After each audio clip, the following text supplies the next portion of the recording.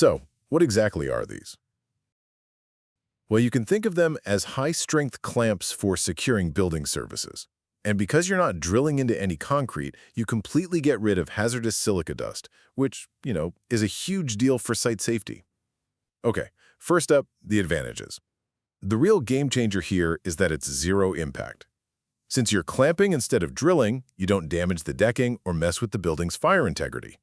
Plus, they're fully certified, quick to put in, and you don't need any specialist labor to get everything lined up perfectly. Second, let's talk about who's doing the work and what you'll need. If you're the contractor, safety's on you. You'll need the right wedges and locking plates. And sure, grab your tape measure, level, and spanners, but the one tool you absolutely cannot skip is a properly calibrated torque wrench. It is absolutely essential. Finally, let's cover the right way to install and the common mistakes. You just slide the bracket into that dovetail-shaped groove in the ceiling. Insert one side, then the other.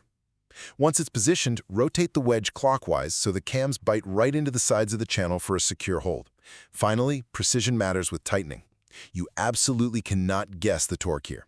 You need a torque wrench to hit exactly 10 Newton meters on that nut. Timing is everything.